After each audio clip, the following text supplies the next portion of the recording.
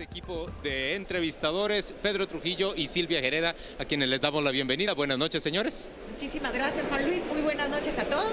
Presidente nuevo, don Pedro Trujillo. Bueno, todavía no, pero nuevo, sí. Bueno. Y le damos la bienvenida como nuestro entrevistado para conversar a partir de este momento a Fernando Carrera, ex canciller de la República. Gracias por acompañarnos, Fernando. Bienvenido. Muchas gracias por invitarme, muy amables. ¿Quién arranca con la primera pregunta? Silvia, tiene el derecho. Gracias, bienvenido, Fernando. Como decía Juan Luis, tenemos presidente. ¿Cuáles son ahora los nuevos retos? A mí me llama muchísimo, ya que tú eres experto en política exterior, política internacional, ¿cuál es el escenario que tú prevés?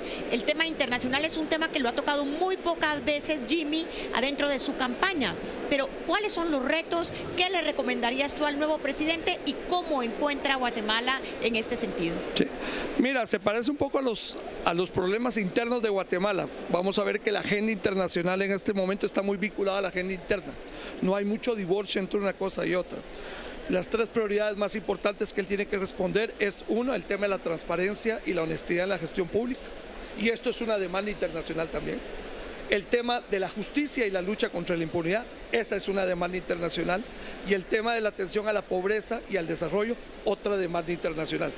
Esas tres demandas, que son las demandas de la población en orden de prioridades, porque la votación que lo llevó a ser presidente sobre todo quiere gestión pública honesta. Pero hay una demanda segunda por justicia y lucha contra la impunidad, y hay una tercera demanda que probablemente estuvo muy detrás del voto de Sandra Torres, de ese 25% a 30% de la población, que pide una lucha contra la pobreza como prioridad. Estos tres elementos son los que van a constituir las opciones de gobernabilidad, pero coincide con las demandas de la comunidad internacional hacia el país, así que la misma agenda de política internacional es la política doméstica en este momento. Fernando, el gobierno anterior, el gobierno del Partido Patriota, creo que condujo en el ámbito internacional muy bien el tema, no vamos a llamar de la legalización de la droga, pero sí el debatir qué hay que hacer más allá de penalizarla. Vamos a reducirle un poco el posicionamiento, y posicionó al país muy bien. ¿Tú crees que eso es un tema vivo todavía para un gobierno que se viene del señor Morales, o es un tema muerto que hay que pasar y dejarlo ir? Porque la OEA le ha dedicado como dos sesiones intensas al tema. Mira, el tema de reforma a la política de drogas, que es creo que la forma más correcta de discutir este tema, es un tema vigente internacional de alto nivel. El próximo año vamos a tener la sesión especial de las Naciones Unidas sobre la política de drogas, y esto va a ser un tema central para la agenda del 2016 de las Naciones Unidas. Ya pasamos de la OEA a las Naciones Unidas. Nuestros aliados más cercanos en ese tema fueron México y Colombia. Y si uno quiere tener una política de acercamiento a México y Colombia, sin duda alguna ese tema es un tema para construir alianzas con esos dos países de la vecindad de la región. Entonces yo te diría que es un tema importante, si para el nuevo presidente es importante la alianza con México y Colombia. México y Colombia van a estar expectantes de ver si Guatemala se mantiene en esa alianza o si Guatemala se retira. Pero eso fue sin duda alguna uno de los puntos de mayor acercamiento con nuestros amigos, nuestros socios de México y Colombia en la región. Parte de lo que planteabas, y viéndolo en el orden otra vez desde la agenda internacional, como te decía hace un momento Silvia, recién se aprueban los Objetivos de Desarrollo Sostenible. Jimmy Morales durante su campaña insistió y reiteró mucho sobre el Catum 2032, que de alguna forma era la versión local de ir más allá de los Objetivos de Desarrollo del Milenio.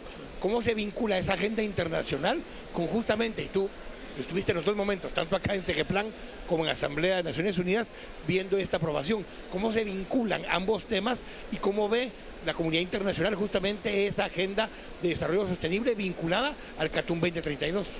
Yo creo que el hecho que el candidato, el presidente electo virtual en este momento, haya tenido una visión de recuperar el documento de Catum 2032 como una visión de largo plazo, tiene un elemento positivo, porque lo va a conectar con dos cosas que tienen que ver con esa agenda de desarrollo sostenible, la agenda 2030, como se llama en Naciones Unidas. La agenda 2030 trata de articular tres cosas: el progreso económico, la reducción y erradicación de la pobreza y la sostenibilidad ambiental. El CATUM 2032 es una agenda que plantea esas tres dimensiones: el progreso y la competitividad del país, la reducción de la pobreza a nivel territorial, no solamente a nivel de sectores, y por otro lado el tema del medio ambiente, por el lado de las ciudades sostenibles, el desarrollo urbano sostenible, el desarrollo rural sostenible. Entonces puede haber un engranaje entre ambas cosas, pero va a tener que tener una asesoría importante el presidente electo en este momento para poder articular ambas agendas, porque obviamente hay puntos en común, pero también hay elementos de la agenda CATUM que todavía no estaban presentes o que no fueron considerados para la agenda 2030 y que nosotros tenemos que recuperar internacionalmente. Pero es un buen punto de partida sin duda alguna. Señores, el presidente electo ha llegado, o llegará al poder más bien, en base a una ola que se produjo en nuestro país, que creció a partir del 16 de abril pasado, que reivindica o que lucha más bien porque se abata la corrupción, porque se combata de manera abierta. Fernando nos dice que además de luchar en contra de la corrupción, él va a tener por lo menos otros 2 puntos de agenda que tienen que ver con el combate a la impunidad y también con el combate a la pobreza en el país, con tratar de hacer prósperas a más personas en Guatemala. Pero hablemos ahorita de esa misión fundamental que le han dado a los guatemaltecos de luchar contra la corrupción. Yo, de una manera simplista, lo veo como una tarea relativamente fácil de cumplir, pero estoy seguro que Fernando piensa lo opuesto, que eso no es tan sencillo de llevar adelante. Bueno, no es nada sencillo, voy a decirlo muy claro. El problema básico de la corrupción es separar el dinero de la política. Eso es lo esencial, que quien hace política no haga negocios. Quien quiera hacer negocios, que haga negocios. Pero la idea de un político como una forma de hacer dinero, eso es lo que tiene que acabar, para que acabe el problema de la corrupción. Zapatero tus zapatos. Políticos hacen política, empresarios hacen negocios, punto. No hay vínculo entre esas dos cosas. El que se mete a la política es para servir al público, para servir a la ciudadanía, para servir a las comunidades, no para hacer dinero.